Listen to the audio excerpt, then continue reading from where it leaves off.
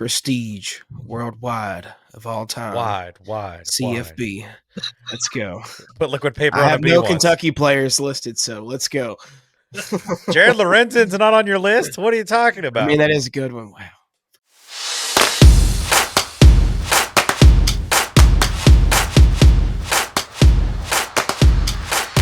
All right. Waterboys College Football Podcast, Episode 2, brought to you by Chipotle's Authentic Mexican Tortilla Chips. I have to get you guys some in the mail. Do not let me forget. You guys will love them. A lot of things to get to tonight. We're going to do another draft a little bit later on in the show. Greatest college football players of all time. Of all time. Only get 3 rounds. So prestige worldwide of all time. Wide. CFB. Let's go. Put liquid paper I on a have B no once. Kentucky players listed, so let's go. Jared Lorenzen's not on your list? What are you talking about? I mean, that is a good one. Wow. Forgot about him. Yeah. You'll be surprised with one of mine, though. Stress. We'll do a college basketball one sometime just for fun, just so that Steve. For me. Hey, you know what? The Kentucky Wildcat has to be included. We know we're a basketball school. You know, it is what it is, you know. But well, just think, Oklahoma's been a football school my entire life, and our softball program had to win 6 national championships in like 10 years before they could get a stadium and like real funding. So yeah, the struggle is real. They're preseason number 1 too, aren't they? This year? Women's softball? Yeah, it's probably already started at this point. Oh yeah. They beaten the living tar. And our baseball team just beat Virginia, number 1 team in the country. Nice. Interesting. Yeah. Playing in a stadium that I've been to high schools that are nicer stadiums than that. You got to love D1 softball in the SEC, and not places like Arkansas. All right, let's see here. Together. Interesting things on the show tonight. First thing we want to get to, we took a little bit of some cheap shots at Carson Beck last show. I don't apologize for them. Anybody want to apologize to Carson Beck? I mean, when you're 22 years old and you've had 2 cars stolen and one of them was a Lamborghini, yeah, dude. Like, have fun. Learn where to park at in Miami. Wait, he has a Lambo? I think, yeah, he's got a Lambo. And never mind. I was going to apologize, but I take it back now. It's champagne problems. And does anybody else, when you hear that, like the old college football in you goes, who's paying that kid? What's going on? Somebody needs to investigate that. Justice for Eric. Come on. The love the best is when all that started to change. The first thing I thought is, we gonna give Reggie Bush his Heisman back? We gonna give him his Heisman back? Right. There has to be some sort of like financial compensation for SMU. Oh, there should be. There has to be. Eventually. And they're on the way back. I know. They got Lincoln Riley's younger brother is down there. I mean, they're a good program and lots of money. When NIL started, that was the first school I thought. Yep. Here about we go. 40 years too late, but we're here. There's more money at SMU than anyone even knows about. And they've been like, hey, wait a second. We did this 40 years ago and got killed. Is SMU, is that in Highland Park? Where is SMU? Is it in Dallas? Yeah, it's in Dallas. Okay. George Bush's library is at SMU's campus. Yeah, the Highland Park United Methodist Church down there, I know the youth pastor. He told me their confirmation class for like 7th graders was like 300 kids. I'm like, Jesus, that's a big church. They're Methodists. God bless them. God bless them. All right. Should Carson Beck embrace the anti-hero role this year with Miami? 2 things here. First of all, we talked about it last week. He's kind of already on people's radar because we're not sure that he moved to a school for his girlfriend, but looking at pictures of her online, it would make sense. Yeah, he probably did. And he's at Miami, which has kind of always been a wild school anyway. Should he just lean right into this anti-hero role this year and just live on the hate and become a wrestling heel? I mean, why not? Because, I mean, you kind of got a new narrative, I guess, going now. And, you know, he's kind of been struggling, I guess, a little bit, you know, past, year or two, kind of falling out of the limelight. So one flip side to it, he could use it to his advantage, and maybe have somewhat of some sorts of comeback, a comeback year, if you will. Or he just hangs out Miami, buys a bunch of cars, maybe goes to a few Marlin games. I don't know. Maybe go plays, some arcade games and, just see what's going on. I don't know. He's got to do something though. And I think this would be a great opportunity to face some adversity, especially if you want a shot playing in the NFL, because it's a completely new and different thing from college football. Like, you hope to have problems one day where you're kind of on the other side of a villain, if you will, because you're the Kansas City Chiefs and you won too much, or the New England Patriots at that time, and teams like that. So it could be a good opportunity for him, to kind of to take this and do something with it and set himself up for the NFL. Yeah, I think Miami suits him better than Georgia does. I think in Georgia, we talked about it last week. Georgia SEC football in general is really the name on the front is more important than the name on the back type of thing. But Miami is not that. And it feels like a better fit just all around for the kid.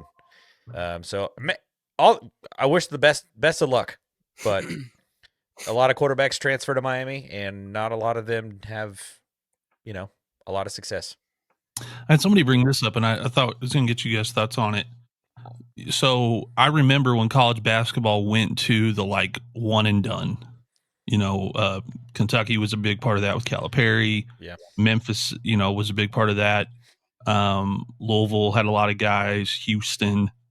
And it got to the point where if a kid was in school for 3 years, you almost, like, the NBA almost looked at it like, well, what's going on? You've been in school for 3 or 4 years. I feel like guys like Carson Beck and Dylan Gabriel, I wonder if NFL guys go, been in school a long time. There's, is there a reason why you've been in school such a long time? Can you not play at the next level? I wonder if we're getting to that point where if you can't, you're not, 2 years might be the max for a quarterback if you want to get drafted really high. Does that kind of get diluted though now that you've got like NIL and things like that? Because how many guys are just trying to make money, riding it out? How many guys, a good question, like if you declare for the draft and let's say you don't get drafted, can you come back and play in college again? So those things. So I guess where the state of college football is at, and NIL and money and the COVID years and stuff like that, like, how can you properly maybe evaluate that? But that is, an interesting point. Yeah. But then you look at this rookie class from this season. I mean, Bo Nix was in for 5 years, 10 wins, 35 touchdowns, 34 touchdowns. Jaden Daniels, 10 wins, went to the playoffs, won a game in the playoffs. He was in for 5 years. So it is kind of an interesting conversation because I think there's a little bit of both. It feels like after 6 years, it's like, all right, you should be perfect against these college kids. You're not quite there yet. What's going on? I mean, maybe there might be some, room for questions after. I feel like after 5 years is the sweet spot. Like, if they're going to stay long, it's 5 years. But so like if LeBron goes to college football, are we going to tell him he can only play for 5 years? LeBron can do whatever he wants to do. That man's he's 40. He's a man. He's 40. Playing in college football until he's like 55. Wouldn't that be insane? And we're good with it too. We all know where he's going. What position would he play? That's tight end. Question. Tight end, yeah. Or he'd make a good tackle maybe too. I asked Justin this question on group chat one time, and I said, what position would he play? First thing I was, Matthew's too tall. I said, really? He goes, yeah, he's too tall. 6'8" is pretty tall. Because he's like, think about it. Even Megatron is considered the most physical freak at a skill position as far as height and everything. He was not 6'8". So sometimes in football, I mean, you've been on a football field, especially NFL guys, you think they're really tall until you get around a lot of them and you're like, It's not like the NBA where you're like, oh, if you're 6'6", you're playing point guard. Yeah, you're the one. Yeah. So No, that's true. That's true. I was the shortest guy on my team in college, so it was always funny when I stood next to our 6'7", 340-pound right tackle. That was always a fun picture, me and LG. But yeah, it's like the height. It's more this in football. You know, it's like more 6'3", 6'4", 6'6". But we're looking at basketball, like LeBron's 6'8", 260. Not really that tall compared to some of the guys. I mean, you got Victor Wembanyama now. It's like, was he 12 feet tall? Yeah, KD is Gotta be 6'11", playing on a short day. He's at least 12 feet. But I think LeBron could be a good tight end. I think tight end would be a good spot for him. Big enough, for sure. Yeah. Strong, fast. Who's going to tackle him? That's the question. How many people is going to tackle him? Speaking of big names, so this is a question that is being asked around the SEC, specifically up here in Oklahoma, because we love to hate. We love being good, but we love hating Texas more than we love being good at anything. That's just straight as you're Ohio State fan. Like, you get it. Like, I get it. Yeah. Like, I hope they lose at every sport they play. Every single one. I don't care what it is. Chess, badminton, pickleball, everything. And no, OU fans have had not one thing positive to say about Archer Manning since he went to Oklahoma or went to Texas. There's not been one positive thing. Is Arch Manning that guy, or is he just an overhyped prospect with a last name? Now, I'll give you his numbers from last year. 61 completions on 90 attempts. That's a 67.8% completion percentage, 939 yards, 10.4 average, 9 touchdowns, 2 interceptions. His longest throw was 75 yards. I didn't play the whole season, obviously. He just played, a couple of games or whatever when Quinn was out. But the knock on him has always been went to no 7-on-7 camps, played in no college like prospect games like the Senior Bowl or any of that stuff. Played at a very small school. That if you watch film, a lot of really short white guys. So it's definitely like small private school football. But I do think he has got a lot of talent. I just don't know. Is this one of those situations where it's like the name on the back makes you want this kid to be so successful and you want to root for him so badly that we've kind of put him in a no-win situation? Yeah, I think Arch is going to be, and this isn't a bad thing, right? This guy won two Super Bowls. He's going to be more Eli than Peyton. I knew that's but where you're going to go. I still think I'd say don't bring him up, but that's the only ones that he won against. Just so happens. I know. I'm sorry. I'm sorry. But there's always the question: is Eli Manning a Hall of Famer? I am of the vein of, yeah, eventually, not a first ballot guy. Yeah, that's what I was going to say. But I kind of feel like that's how Arch might be. Now, granted, once we see a full season from Arch, that might completely change the conversation. I mean, the numbers that you mentioned, his stats from this season, he played well when he came in and when he needed to come in.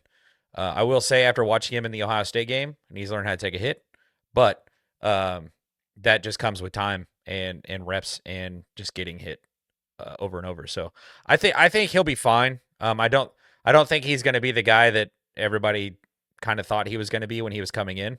But I think he'll still be really solid and could still have a pretty good career in the NFL. Yeah, I agree as well. It's just hard to count him out. One, because he's still so young in his college career, and two, having three football icons, three football, elites in his back pocket with Arch and, of course, Peyton and Eli. And since you brought up the Super Bowls, it makes me think about that. I remember thinking going into those two Super Bowls that same thing. Eli had Peyton and he had Arch in his back pocket. And I always think about that, whoever's playing, one of the Harbaugh brothers, the way that their dad's still very active in the game. So that's a lot of knowledge, a lot of wisdom that they obviously can pass down. Of course, Peyton and Eli, still obviously involved in what's going on today and college football and all that. So, he's got great mentorship, obviously, there. He's had a good program to really test the waters. I think the biggest maybe challenge for him, especially starting the season, is the Ohio State game. I think there's a good chance I got Ohio State winning that game. I think God, I'm so Julian nervous Salen's about that going to game be already. I bet. But, I think Sands going to be a baller. I think he's going to do good things. Again, I think that the O-line has not regressed. So they're still going to have depth in the trenches. Right out of the gate, that's going to be a hard game to kind of go into for the Longhorns and for Arch. So how are you going to respond to that right out of the gate? And if the Longhorns lose, what are you going to do about it? So, yeah. Well, and he's, as much as I don't want to like him, he does seem to have a good head on his shoulders. He's not really overwhelmed by anything. Doesn't seem to really care much about his own personal, brand or whatever you want to call it. He doesn't, he has huge endorsement deals and great, fantastic. He should, but he doesn't seem to be like consumed with them. And he's probably got right now, he's probably got the best offensive mind in college football as his head coach. Like what Sark can do is just unbelievable. And he's made, in my opinion, he's made Quinn Ewers, who I don't think is going to be a great NFL quarterback. He made him look like a Heisman Trophy candidate. So, that's got to say something. I don't want to talk bad about Quinn Ewers, but I looked at him. I don't think he's as good as Bo Nix. I don't think he's, there's several NFL guys that were rookies that I am looking at going, I don't think Quinn is as good as those guys are. It's going to be tough, especially with how many good quarterbacks come out every year now. If you're in the NFL, you got to get lucky, like a Bo Nix, where they're going to like be patient with you, or you got to and get put in the perfect system. Yeah. For you. Yeah. Yeah. That's the other part is it's the coach quarterback combo. It's not just, how good, like Patrick Mahomes would probably still be pretty good, but the fact that he's playing with Andy Reid is like what has taken Pat Mahomes to the legendary level that he's already at, basically. So it will be interesting to see what Quinn does. But yeah, I think Arch will do just fine. As long as they win week 1 or lose week 1, that's all I care about. Just need week 1. Makes me wonder too. You were talking about college basketball earlier. Guys leaving after maybe 1 or 2 years. Could you start seeing that more frequent with quarterbacks in college football, especially when you look at them declaring for the draft sooner instead of staying in college, especially when you look at the high energy rate of quarterbacks in the NFL. There's a lot of teams, especially this upcoming season in the NFL, needing quarterbacks. And, yeah, it's going to be an interesting kind of new area, I guess, what we're getting into moving forward and seeing how all that kind of plays out. And the quarterbacks coming out in college, quarterbacks in college in general are so much more skilled than they've ever been. Yeah. They, what it's going to turn into is guys like Matt Ryan, Joe Flacco. Those guys are not going to stay around the league long, which used to be like if you needed them, I call them interim quarterbacks. And there's just, Kirk Cousins, these guys that come in an organization when you need like a couple of season, till you can find your guy. Well, now you could just take a young kid out of college and those guys won't get to stick around much. I had to put this question on here because it's already being brought up on the Twitters. Does Ryan Day have to beat Michigan this year? It's the toughest. Go for it, Stretch. You got to. We're looking at you, man. You got a national championship under your belt, but you've lost to Michigan for 4 straight years. Right. But yeah, he is not winless against the team of North. I think that's what people forget is they think that the rivalry started in 2021, when in reality it was a decade of ass kicking from the Ohio State Buckeyes. Right. Literally the last before the COVID year, before they dodged us because they said too many players had COVID, so they couldn't play us. We hung 62 on them. And then it was just the next season was, we were Justin Fields last season. Like that was a crazy offense that we had. Chris Olave, Garrett Wilson. Like it was just an unbelievable offense we had. J.K. Dobbins was in the backfield there. And Ryan Day had floated out there that we were going to hang 100 on him. He said those words. I will say he did say those words. And then they skipped that game. And then we all know kind of what took place after that season. We're not going to name names, but someone rode in on a stallion and made some wins, made some games a little easier to win there. But it's just, it's funny. I think I was never on the Fire Ryan Day train. I was getting close to maybe thinking about hopping on the train after the way that game, that was the biggest upset in the rivalry's history. Yep. This is a game that's been going on for over 100 years. Like it was the first time that game had ever been the team that was that largely favored lost the game. It had never happened before. Let me ask you this, Strez.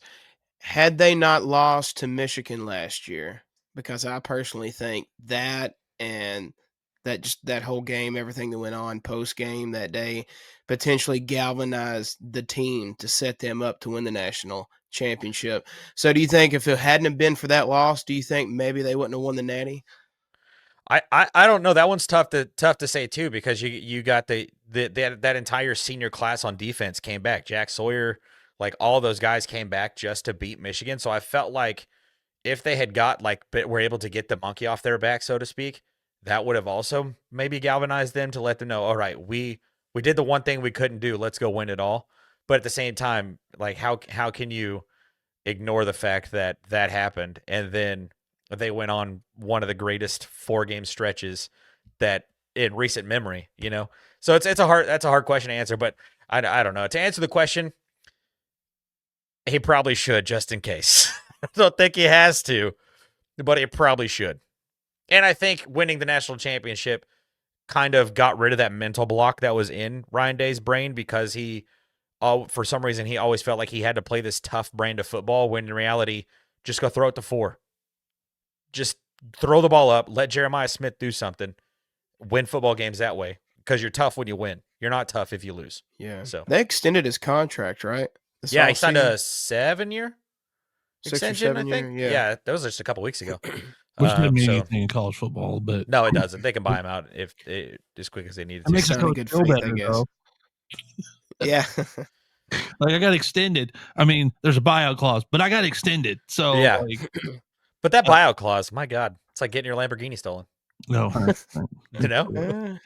And both fan bases both fan bases have amnesia. I mean, we're guilty of that at Oklahoma. Like Texas pretends like they'll talk about like the Vince Young years, and then they'll skip forward to the last like 2 or 3 years. Yeah. Vince Young years were on square TVs.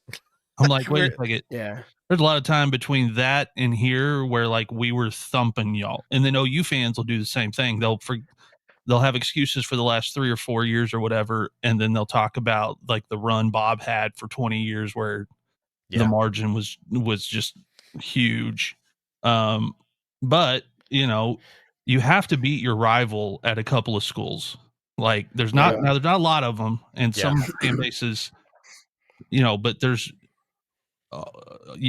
Alabama has to beat Auburn, Ohio State has to beat Michigan, Oklahoma and Texas. Then it kind of gets thin from there of like, school, Florida and Georgia want to act like they're up there, but Florida, when Florida's down, they're really down. It's not like, they're not consistent across the board. So do you think Oklahoma's trying to go for it this next season now that they hired Jim Nagy? And do you think, this may be a make it or break it year for Brent? So I do think it's a make it or break it year for Brent. I got 2 emails that made me laugh. One email from Oklahoma talking about rev share and how, what they're going to be doing for rev share. And then of course, asking for money at the bottom of the email if you'd like to donate. the NIL collectives are going away and the universities are going to be able to handle NIL money internally. And so there was an email about that. And then I got the email today about Nagy, which probably one of the most well-respected guys in college football. And I'm sure we're paying him a buttload because he was making a very good living as the director of the Senior Bowl. So the fact that Oklahoma's taken the step forward, like some of the other big schools have done, and said, we're going to start setting this up like it's an NFL program in lieu of, that's probably the way that it's going to have to happen in the next 10 years anyway, where I don't see college football programs being able to be a part of the NCAA in 10 years. I just don't see how it's still financially viable. I think they'll be owned by the athletic department, but I don't see them staying as an NCAA sport. They're going to have to split off. It's going to be so interesting. Yeah, it'll be crazy. Yeah. They'll be employees. And so essentially, yeah. Yeah, and so when if I was to talk to college kids right now, I'd say get all the money you can because that's probably going to go away.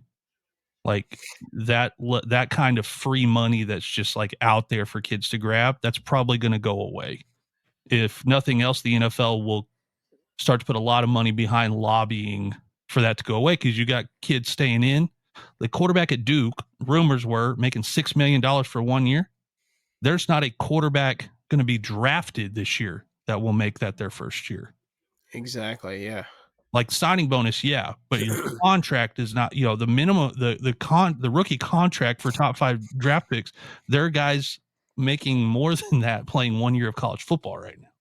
Yeah. So at some point, the NFL is going to go, wait a second, we're about to lose our farm system. We got to figure this out. Yeah.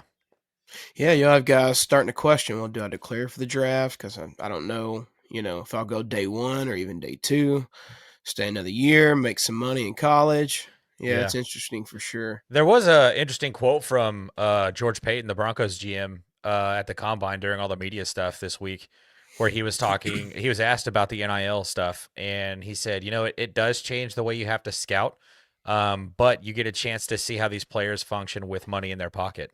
And I thought I do think that is a helpful thing to know how these guys are going to be, when they're professionals, right? Not like Shaquille O'Neal go blow their entire $1 million contract on furniture or whatever it was that he spent the first week of his professional career. So it is interesting.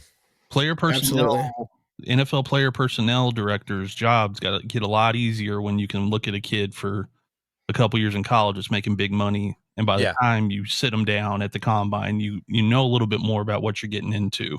Yeah. Yeah. That's what makes it interesting for me with some of these NFL guys getting into coaching in college, because the way it works now, they can just tell these kids that, this is what we run, this is how I coach you, and this is what you're paid. God. Well, they can be open about that conversation now. Is really what we're saying. Like they can be like straight up, like we're gonna pay you, instead of being like, hey, we're gonna pay you. It'll be interesting. So 12-team playoff is not changing, I guess, for the next couple of years. But the discussion way too early is, does the 12-team playoff need tweaking? First of all, I had to tell a friend this week, slow down. It's the first year of the 12-team playoff. Yeah. Like SMU, Boise State. Great. Okay. The only thing that is bad about that is that's who Notre Dame got to play. And when Notre Dame made the national championship, it was really quickly evident. You're like, maybe they should have had a tougher road here, and we might not have seen Notre Dame in the national championship. That was the only thing about this year that I thought was off. Yeah. That maybe should have been Oregon's road, maybe the number 1 overall seed. And I think that's where the problem lies, was just the way that the bracket was seeded. Kind of what were they looking for? What were they, why did they have it that way? Did they not think of future matchups? Maybe they reseed after the first round. There's a ton of options that I think that they could do that could really fix the problem, quote unquote, of what we ran into this season. Yeah, it's not just about, more games and more money. We got to figure out the logistics on all that. Just like what you guys were saying, the seating and who gets buys. Should conference championship games factor in potentially to any of the seating in the playoffs, all of that. But yeah, it's interesting. I Which is, I think, mean, that could get you. That could get you in trouble. Not too much trouble though, but I would because I wasn't very high on Arizona State. mhm. We had the Cam Scatterby conversation already. But that game against Texas was electric. That was a great football game, and it's just you just wonder, how can they replicate that? However many more times they have to, however many games 12-team playoffs equals. It's just can they replicate that? But I think the first round games, if you're going to do those at home fields for the lower seed or the higher seed, lower seed. How are we talking about this? The smaller number seed, Yeah. they get the home field advantage, right? It's probably gonna look more like that, regardless. Just because, I mean, you're gonna be playing at blue blood programs in December, right before Christmas break starts and everything. So, But in the NFL, they have to do it. If you're that exactly. wild card team, you're going to have to play in Buffalo or Kansas City. Like that, you're just going to have to do that. It's not going to be fun. But if you didn't want to do that, you should have won more football games. That's Exactly. just the way it is. The only thing I think should be taken care of immediately is I think Notre Dame has to be forced to join a conference. Yeah. And Go for to the what? Big 12, Big 10, something. Yeah, and for a long time, everyone was like, "Well, BYU." Well, BYU figured it out, and the only and the conference they joined was willing to work with them on the schedule thing because they're a religious school and they've got some things they don't want to play on certain days or whatever it is.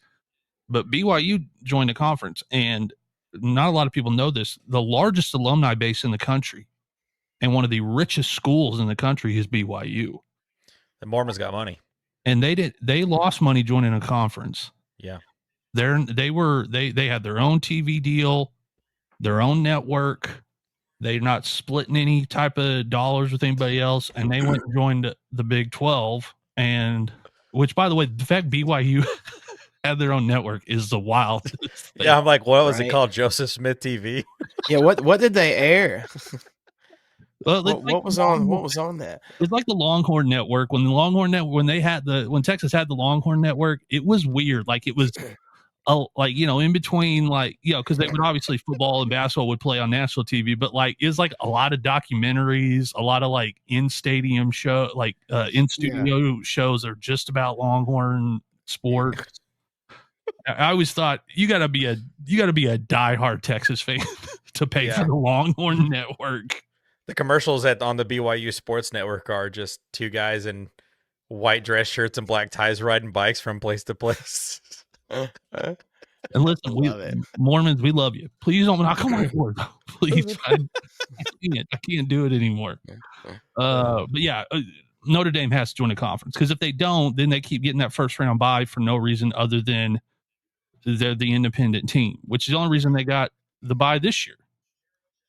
Yeah. Yeah. What's the future going to look like? Especially with the Big Ten, the SEC having so much power over everything, and these network deals, at least until 2031, I think. So, yeah, I just kind of worry, about that. Like, if you're not a part of any kind of conference as the years goes on, and the future of college football playoffs are still, kind of like this and imbalanced, what's that going to look like for you? Weren't they like a special member of the ACC during the COVID year? Yeah, and basketball, that feels natural. In basketball, they are in conference. Yeah, like they play. I think they play Big Ten for basketball. Like they can do stuff. And if you're Notre Dame, listen, there will be a bidding war to get you into a conference because the amount of eyeballs, the brand that you bring. Good point. Lou to Holtz, whatever conference. Yeah, Lou Holtz comes with the deal. It's like in the contract. He has to do commercials. So it may not be like a BYU situation where you lose money. That's a good point. Yeah. I mean, I don't think they're in any danger of not making money now. And I think they have a great coach. I love Marcus Freeman. I love that guy. Yeah. I wanted the Bears to go after him so badly. If we didn't get Ben Johnson, I was like, please bring this guy in. He is everything you would ever want in a head coach. So I think they got their guy. And if you're them, by 2030, you're going to have to be in a conference, because I wouldn't be shocked if by 2030 we're talking about this is when college football splits off, because the SEC and the Big Ten are going to just say, like a super conference. Yeah. they're going to go, hey, we don't want to do this anymore, and we don't have to do this anymore. We could go out and get our own TV deal. Our conferences could just play each other, and the rest of y'all would just have to figure it out. Yeah. I'm already coming up with it. The NCFL, the National Collegiate Football League. Yeah, hey, there you go. There you go. And it's ran by Roger Goodell and his cronies. Don't wish that bad juju on college football. I just want to be able to boo him more often is all, really. No, I can't stand him. What teams might have a big improvement next season? Now, we talked a little bit about that. We don't really know what it looks like, but I will say the national pundits, one of the schools they are very high on is Clemson this next season. Of course they are. And I can't figure out why. I think they're in on the Dabo memes.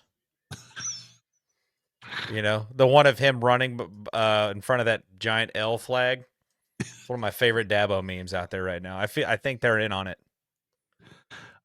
I mean, he doesn't do transfer portal. No. I don't think you can compete without doing it. Rick Pitino up at St. John says he's not taking high school kids for basketball. He's just going to go transfer portal. He's not even going to recruit high school kids. That will start happening in football. High school kids are going to start losing a lot of opportunities if they don't fix this transfer portal problem. I don't know how he can put a team together that's deep enough to compete all the way through a college football season at Clemson. I don't know. I've never really understood the obsession with Clemson. I mean, especially after Trevor Lawrence. Like that was a good Clemson team. But I mean, ever since then, it's just been quarterback after quarterback that's super hyped and then just doesn't live even remotely live up to the hype. So it's just, I don't know. This is such an interesting. But again, they're playing in the ACC and they're going to finish at the top of the ACC every year until Florida State's actually good. But it's I don't know when that's going to happen. Yeah, I'm going Illinois. Hot take, baby. I think they're going 11-1 next year, and I think I even got them actually beating Ohio State. So I think they had a great season last year. I think they can keep the momentum up, and I think they can get Ohio State next year. Saying. Brett Bielema does that to Ohio State. I will poison his cheeseburgers. I don't know what the plan is. I think the team to watch that'll be fun is Ole Miss. Yeah. I think, for all of the memes and the weird frat boy culture that Lane Kiffin is kind of leaned into, there's something he's doing that is getting kids excited to play for him. He's at a make it or break it point, I think, to win something. He's got to win something. If not, then I think the question's going to come to play: is he an overrated coach in the SEC? Yeah. And Ole Miss is one of those schools where they'll let a guy go who they probably shouldn't let go. Yeah. They're a little bit like Arkansas, where they get somebody that I'm like, this guy could build a program if you leave him alone long enough, and they won't. Yeah. They'll pull the trigger on it real quick. Sam Pittman is getting close, man. I've got so many eyes and ears in Northwest Arkansas. They are getting close with that man, which is crazy to me. A&M same way. Yeah. They got rid of Kevin Sumlin, and I thought, come on, that's a good coach. He just, but the Johnny years that, that they came off that, and then, you start over analyzing what your coach can and can't do. And I think Ole Miss is that kind of school where they'll just start cutting a coach. Jackson Dart's going to the league, isn't he? Isn't he out? So what do they have? I guess I haven't really taken a look at what they've got coming up, but I mean, at quarterback, even what is Ole Miss? I know he had a 5-star behind him last year. But I think he had Jackson Dart could have lost 3 games. I think he'd have, in a row, and I think he would have stuck with him because they are, like Yeah. best friends, Oh, which is weird. He broke all of Eli Manning's records, right? I think I read that the other day too. Jackson That Dart wouldn't did while surprise playing me. at Ole Miss. Yeah. I just don't want to ever hear a head coach say that his best friend is the quarterback. That's weird to me. Yeah, get a life, weirdo. Like, dude, what do you have in common other than football with this guy? Falling asleep on Pick floors up in golf. college. Something weird. You tell me there's nobody else down there where you could? No, okay. Best friend quarterback. I've got 2 teams that I'm actually one I'm excited for, and one I am like, oh god. Begrudgingly, I do think the team up north, the Wolverines, are going to be a lot better next season. They got a quarterback coming into town who is awesome. And they got Martindale. Yeah, will they do what they want to do with this incoming quarterback? We will see. But who knows? I mean, it's a program that's always going to be good just because of who they are. And then the other team, I think Colorado's going to continue to climb. I think they're going to be a genuine, legitimate college football playoff contenders this season, not just kind of like, all right, we should maybe talk about Colorado being in the playoff. I think that they're going to be week in, week out top 12 team, which might be a hot take. I don't know, but I feel like I'm sitting here thinking, like, is this a hot take? I feel like a hot take. But I do Stress? feel like Give it that to us. they've been going that way, the entire time that Dion's been there. So Yeah. it's a matter of time, and I think that it might happen this year. Who do they got to play quarterback now? I haven't even looked. He's got sweet hair. I cannot remember his name though. Sweet hair. Oh, sweet hair. We'll just call him that for now. Put that on his jersey or whatever. Their practice jerseys that they have like their Twitter handles on or whatever. Yeah, exactly. But yeah, Colorado and Michigan are the 2 teams that I think will be better. Well, and Michigan's going to have an entire sports network the entire year that is going to do nothing but ride them in Barstool Sports. That's true. Like Dave Portnoy is going to spend an entire football season hyping them up because he just spent a bunch of his own money to get them a quarterback. I have like 4 people that I've blocked on Twitter in my lifetime, and he's one of them. I cannot stand that guy. He's I wish he would just stick to testing pizzas. Like, just go try a piece of pizza. Keep your mouth shut. You're annoying. He's that we can agree on, very much so. I do want to see Nebraska try to do something because I do like Matt Rule. I do think, however, someone needs to have a serious conversation with Dylan Raiola because the cosplaying is Patrick Mahomes thing. If I have to sit through that for another football season, I will throw up. I heard that he's going into this season like Jalen Hurts. Wow. Is that the new fab, the new trend? Yeah, you just go with the guy that won the Super Bowl. Yeah. Well, then Pat cut all his hair off. So I'm if Dylan Raiola picture starts surfacing where he's cut his hair like Patrick Mahomes' new haircut, I'm gonna be like, somebody got to have a conversation with him. Yeah, that's Arch Manning going to bleach his hair like Joe Burrow did, I guess, last season. Or, start making it a new thing. Well, it's, like somebody was like, yeah, but Kobe like modeled Michael a lot. I'm like, Kobe had the game to model Michael. Dylan Raiola is not Patrick Mahomes. Not quite. I think about it in music too. I remember B.B. King, great blues artist, saying in an interview one time that, when you're first getting started, it's okay to like channel a certain influence until, put the comma in there, you find your own voice. So, and obviously he's got to find his own identity at some point before he gets to the NFL for sure. Yeah, he will. He's 18 years old, 19 years old. He'll figure it out. Yeah. Yeah, I mean, and if he doesn't, then it's like, okay, bud. It's weird. If draft day you still look like Patrick Mahomes, all of a sudden you start dating someone that looks exactly like Brittany Mahomes.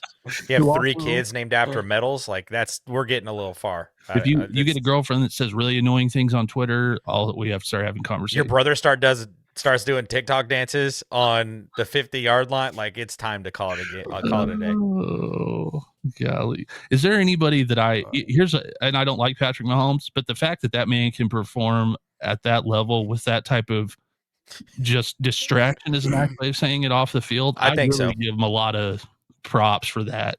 Yeah. Plus, his Yeah. best friend teammate, whatever, is dating the most famous woman in the world. Like it's just constant. And your dad is a loser. Yeah, he's having some struggles Yeah. going on right now. It's rough. There were, you guys saw those memes at halftime of the Super Bowl where it was Tom Brady when he was sitting down in the game against the Falcons, and he like was sitting there with his head down, and they were like, this was the moment Tom Brady offered up his family for more success. Everybody's like, Pat Mahomes might actually really benefit from having this conversation with his creator. It might be time to make an offering here, bud. I love the other meme was Pat. Does it have something to do with it that Patrick Mahomes is maybe he tries so hard to go far in the playoffs because that just is less time he has to spend at home? And I'm like, that's rough. That's rough. Dang. The NFL offseason is a long time. It's a long time. Memes will be plentiful. Well, and this is something to talk about. The era of like the football wife now like voicing opinion is wild to me because I watched the first couple episodes of the new Prime series for Coach Prime on Amazon, and I had forgotten that when they played Colorado State, that Jay Norvell's wife that was weird. The B word on social media, and I'm like, this is new because I don't know if I could have named I don't know if I knew anyone I knew they were married, but I don't know if I knew anyone's wife or girlfriend 10 years ago. Yeah. Yeah. And that's true. And some of them aren't helping. Like when Brittany Mahomes comes out and is like, they attack on him real hard. I'm like, please don't do that to your husband. Please don't do that. Like you're not helping him out at all. Yeah. Honestly, I think the last two quarterbacks in Denver have had really great wives. I think Izzy Smoke Nix has been an excellent NFL wife, and I think Sierra is probably the top tier NFL wife. I mean, she probably out earns her husband, but is like no sort of distraction or anything off the field during the season. So it's like you've got both, and it's just wild. It's a wild time. Yeah. I just be a good teammate. That's all I'm saying. Whatever. It's not that hard. Like they're not going to be playing football that long. Like you're going to get them for the majority of their life at home or whatever. But like for the while they're in the league, like don't be a distraction. Yeah. You got enough things to worry about. Don't threaten Tom Brady that you're going to divorce him because he wants to play football. You know. Yeah. Come on. What about what about the roles were reversed and you wanted to retire from modeling and then you wanted to unretire? And he was like, well, if you do that, I'm going to divorce you. He would have been murdered in the media and the press. I'll give her he this. Just wanted to play football one more year. She followed through. She wasn't joking. Yeah. I think she's having a kid too with jiu-jitsu instructor. Was it jiu-jitsu? I couldn't figure out if it was Muay Thai or jiu-jitsu. Yeah. Yeah. I like to see Tom Brady's lanky ass try to fight that guy. That'd be hilarious. I think he's good. He's hanging out on a yacht or something. The roast, the fact they wouldn't leave that alone, and I was like, man. Oh, he accidentally ran into Matt Stafford at a ski resort in Montana this weekend. So that's where he's at. He's not on a yacht right now. No. Yeah, there you go. Legal tampering hasn't even started yet. Tom Brady's already getting in trouble again. This man cannot. It's the Michigan already. That's what it is. I got so we got a new segment. Let me look it up here. Oklahoma football schedule got released. And I have a rant. So we're calling this the Chipboy Spicy Ranch rant. I don't know what we did as the University of Oklahoma, but we have been shafted on the schedule 2 years in a row, our first 2 years in the SEC. Meanwhile, Texas has gotten a much easier schedule. So our games this year, Michigan at at home. We've got Auburn, Texas, South Carolina. Now this is the run that's crazy. Texas, South Carolina, Ole Miss, Tennessee, Alabama, Missouri, LSU. Oh my God. Yeah. Last year we were of the Power Five. We had the toughest schedule in the country of Power 5 going into it. Now, a few teams, by the time we got to them, they weren't quite as, but I don't understand SEC. Like, I get it, Texas, big school, lots of money, big brand. But I know we're in a flyover state that no one cares about, that, people are always like, where is that? But like, we got football tradition here. Like, as far as tradition goes, maybe we didn't bring the brand recognition to the SEC that Texas did, but we brought a winning tradition from college football perspective that Texas will never touch. They will have to go on an epic run to have that. And I don't know why we're just getting shafted on schedules. I cannot figure it out. And I don't know what I cannot make heads or tails of how the SEC is doing the scheduling, because it's not making any sense in my head at all. Yeah, I kind of wonder if it's just only going to get kind of more complicated now that they want potentially more matchups in the regular season with Big Ten. You still got to play rival games, like the state of Kentucky. That they want to see the Wildcats play Louisville, so we're not going to drop that ACC game, nor are other teams in their schedule. Yeah, it's interesting for sure to see how all that's going to play out, even for the some of the other teams that's not so high up in the rankings every year in the SEC, like Kentucky, obviously. What their schedule look like with all the newness kind of going on and going in, but for sure it's going to be challenging this year for Oklahoma. Those first couple of games, if they can get through that, then maybe they've got a shot. Well, and I saw Urban Meyer's podcast, and he had Matt Rule on. Basically, Matt Rule said, with the way this playoff is set up, I see no point in playing big out of conference games anymore. There's no point. It does nothing for you. And if you're an SEC school, it really doesn't make any sense. Like, if you could put a truth serum in our AD, he would go, we're not playing this Michigan game. There's no upside for us playing this Michigan game, because we're going to have at least 6 other teams on our schedule who are going to be ranked in the top 15, top 20 at some point in the year. Why are we playing Michigan? But from a fan perspective, I loved when Ohio State came to Norman. I loved when Notre Dame came to Norman. I love those games. But I don't, that from a strictly just college football perspective, it makes no sense now, because it's not helping you at all. There's no strength of schedule. It's supposedly not, has nothing to do with seeding in the playoff. And it's going to suck, because I want to see USC play Notre Dame. Why would USC schedule that? What's the point? Yeah.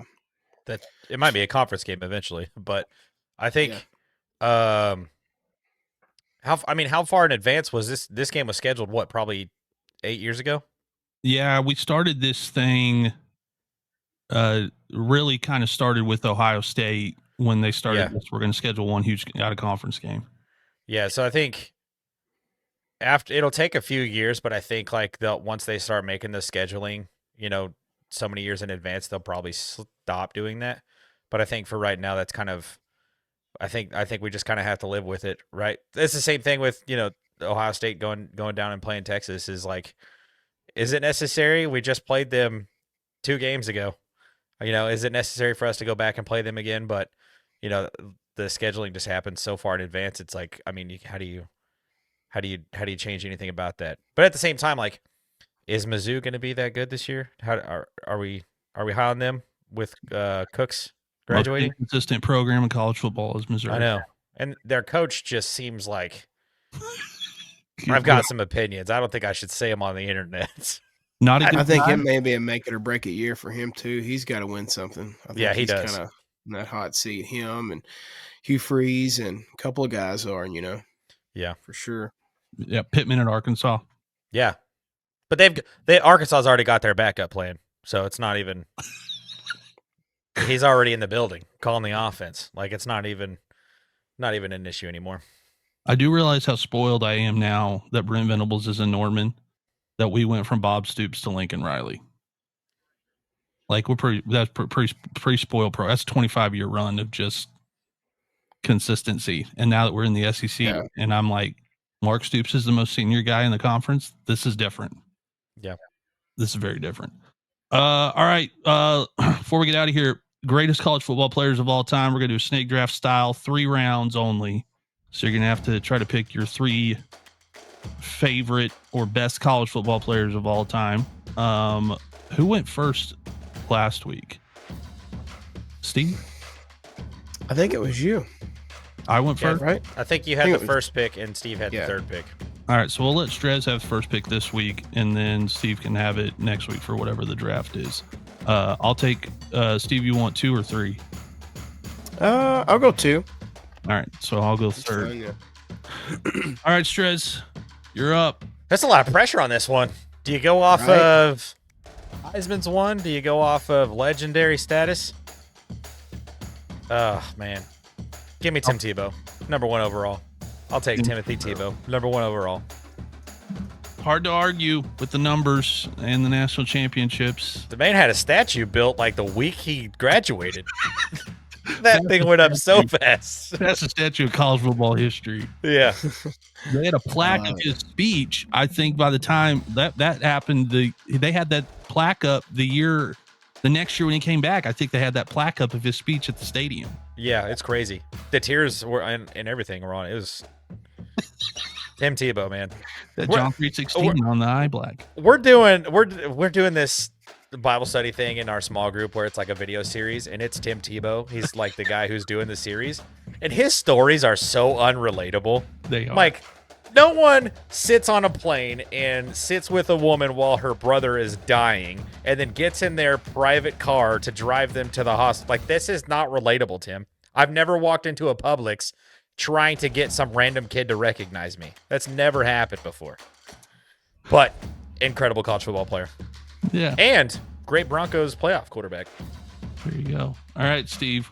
You gotta pick. All right. I want to give the big guys some love. I'm going to go with Orlando Pace. Throwing it back to the 90s. A 2-time All-American honors, won the Outland Trophy in 96 for best college football interior lineman, the Lombardi Award for best lineman or linebacker in 95 and 96, and led the league in pancakes. That's what I loved about him. His nickname, the Pancakes. He kind of, just his style of playing, they kind of just got that name, obviously, from him. So, but yeah, he was just such a monster, and wish we had more guys like that. We need them. Yeah. All right, I'm going to go back to 1980. He was only in school for 2 years, but 5,259 yards, 52 touchdowns, averaged almost 160 yards a game out of Georgia, Mr. Herschel Walker. The first grown man to ever play college football that had no business. They should have a Herschel Walker rule that if you are that dominant and that big and already a man, you can just skip college football, go straight to the NFL. I think they should name it the Herschel Walker rule. There's another guy I'd like to draft if I can get him, who I personally met and thought, you have no business playing college football. You should just get skipped, go straight to the NFL. But I'm going to take Mr. Walker. It's a good pick. All right. Do I go next? Yep. All right. I don't want to keep taking running backs, but I am going to take one. 4,303 rushing yards, 43 touchdowns, average yards per carry 6.6. Also the greatest athlete to ever be in any sport, Bo Jackson. Man. And the legendary stories that neither he will confirm or deny any of them being true, of jumping over cars, dunking sticks when he was like 12. Like, no one knows if any of these stories are true. But yeah, there's no pictures or video evidence from Wilt's 100-point game. Yeah. And it happened in Hershey, Pennsylvania. Not even a place that has NBA basketball, but yeah, right. What's going on here? All right. Who's up next, Steve? Is it me? I'm going to go with George Blanda. Throwing it back to the 40s. Blanda was a quarterback and kicker at Kentucky from 1945 to 1948. and was coached at that time by the legendary Paul Bear Bryant. I do have a Paul Bear Bryant story I'll have to share with you guys someday. I got a cousin in our family, second or third cousin. He's passed away now. But he played football for Bear Bryant at Alabama in the 70s. And he had a really cool, interesting story. I've heard him tell when he got inducted into our local Hall of Fame here where I live at in Glasgow. But my second pick is going to be Mr. George Blanda, who played for the Wildcats. Good pick. Good pick. All right, what do you got, Strez? My second round pick, I'm going with the only two-time Heisman trophy winning college football player ever. Give me Archie Griffin, the great Ohio State Buckeye. Which feels kind of like a homer pick, but also like he won the Heisman twice. And he doesn't get enough credit, by the way. No, he really doesn't. He really doesn't. I think it's because his NFL career wasn't nearly what it should have been, but I think Archie was. And I think here's a little bit of my Chapoy Spicy Ranch rant here for a second. I think people need to be able to separate the college football career from the NFL career, because some guys have great college careers and then not so good in the NFL. Jadeveon Clowney, there's a perfect example for you. Dominant in a college football player. Got to the NFL, was just another guy. You know, that's not that big of a rant, but that's where I'm landing there. So yeah, my second round pick, Archie Griffin. And then I like it. For my third and final pick, give me Jim Thorpe. Olympic gold medalist. Come on. Played with two different cleats, I think. Yes. Yeah. Just an eclectic dude, but just was an absolute athlete and is one of the greatest names in college football history. So that's my third round pick. As you can imagine, a lot of things around here that I live carry that man's name. Oh, I'm sure. Like Jim Thorpe, there's like community centers, hospitals, like wow. He's like all over the place. Yeah. And Native American, by the way. Yep. So maybe a little known fact about Jim Thorpe, which is kind of wild. Yeah, the name doesn't. Yeah, I didn't know that. Yeah. Yeah, but around here that is like the name that still like people, elementary kids learn about him, have no idea that they're like, okay, he's a good athlete. It's like no, like maybe the greatest athlete ever, except for it was so long ago that people just forget. But all right, Steve, what you got? Last pick. My last pick, I'm going with the late, great, legendary Mr. Jim Brown, running back, Syracuse from 1954 to 1956. Had over 2,000 rushing yards, 26 touchdowns. I mean, where do you begin with this guy? He's just such a great player. Played basketball, track, lacrosse. How many Hall of Famers can even say that, play so many sports like that on a collegiate level? He was the second leading scorer on the Orange's basketball team and was actually a first team All-American in lacrosse. So, I didn't even know lacrosse Jim Brown was a sport at that point in time. Yeah. The lacrosse stories are apparently like legendary. Can you imagine a man that size playing lacrosse? Yeah. Right. Just coming at you. How do you stop? Can he just run the lacrosse ball into the net? Is that allowed? Stop him if he wanted to. Yeah, who's going to stop Jim Brown? Exactly. And talking about guys, the old heads still, like my dad's age, still say that's the greatest running back in the history of the NFL is Jim Brown. Yeah. I mean, and talk about breaking the color barrier. Jim Brown, very influential in a lot of guys getting to play college football. You guys each took a guy from your alma mater, so I'm going to take, and I'll give you a quick story. I was at a red and white game, spring game in high school, and there was a guy up in the club level shaking hands with kids. And I asked the guy that I was with, I said, spring games are, a lot of NFL guys come out, it's kind of a thing. I said, man, who is that? Because I was too far away for me to see, and plus outside the quarterback, you're not going to know who anybody is in the NFL really back then. And he said, "Oh, I don't think that's an NFL player." I said, "Well, he's too big to be a recruit." So I went up and shook his hand. Largest human being I've ever seen in my life, in real life. He was 17 years old. Adrian Peterson. Wow. AP. Wow.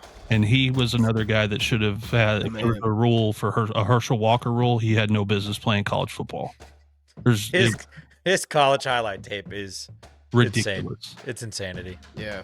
And when the coaching staff has to have meetings with you to tell you that they need you to run out of bounds because you want to punish people, you are just built different than everyone else. He was special. Coming back from the ACL injury and then almost breaking the record. That was the year that I was like, yeah, Adrian Peterson is top 5 running back all time. Yeah, I will Derrick Henry. Like Derrick Henry, you just give him the ball and tell him to run with it. Yeah, and it's like he doesn't even understand plays yet. The only thing that could stop him was age, and I still think AP could go right now if he had to. And if you know, I know it took forever, but if there was anybody that deserved to win the Heisman Trophy as a freshman, it should have been Adrian Peterson. But there's too many old guys on the voting panel back then that were like, "We're not giving it to a freshman." He's clearly the best player in college football. Like, who was your quarterback when he was? Oh, who would have been his quarterback?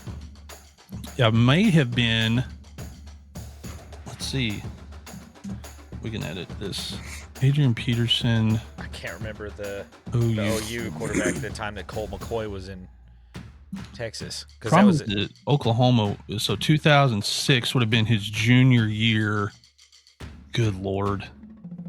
2-time Walter Camp winner. Let's see here. Rhett Bomar started. Paul Thompson, which is a name most people won't remember, but he was one of the first guys in the first running quarterbacks in the modern era in the Big 12. So he really probably never had an unbelievable quarterback. Rufus Alexander was on that team. Calvin Thibodeau was on that team. They had some dudes, but yeah, he didn't have a quarterback that wasn't anything good. But yeah, he was fun to watch for sure. All right, well, we will put those together and figure out a way for people to figure out who they think did the best job. That's going to be tough to compete with Tim Tebow, Archie Griffin, and Jim Thorpe. That's right. So I feel good you took Jim Thorpe. I'm going to tell my mom. I almost took him, so I'm glad you did say him. That's a good pick. Yeah, I feel like Steve was in his bag with some of these obscure names, and it was like, all right, what's a relatively? I mean, it's not an obscure name; it's like an award for one of the best. Yeah, you do have an award name. There's the Jim Thorpe Award, but yeah, which is always, and this is again NFL, and we'll wrap with this, but it is my favorite thing in the world to be able to tell fans of other NFL teams, just remember. The best guy on your team, if he's lucky enough, gets to carry a Chicago Bears silhouette of Walter Payton on his jersey. Love that. Just, I said to Brittany, she's like, "Dak, you're Bears." I go, "Dak, your quarterback's got a Chicago Bears silhouette on his jersey. He was lucky enough to get the Hey, if they're really lucky, they get to win a Super Bowl and hold the Tom Brady trophy. They're going to rename it. I got a feeling. Holding out. Hey, basketball did it. They started, the MVP award. I think is the Bill Russell MVP award. So he just got to you got to wait another 30 years and then you see what happens. They just call it the Lombrady. Just combine the two. Ooh, the Lombrady. I wonder if the Raiders win next season if they'll do it. That is why not? Not a lot of. I'm not a big fan of saying things are impossible. But Steve, come on. That's impossible. Wishful thinking. Hey, Pete Carroll might do something, but I don't know if he can do that. The Raiders make me, as a Bears fan, go, at least our organization's not the Raiders. Man, Al Davis is just rolling in his grave all the time. Anybody would love to have Max Crosby. Come on. That's true. You know you'd love to have Max Crosby. I think Max Crosby would like to not be with the Raiders, though. There's speculation about that. We'll see what happens. See if he leaves or not. There's a few guys. Myles Garrett. There's going to be some serious pass rushers, pass big time. rushers out there if you're wanting to spend the money this next couple of years. Yeah.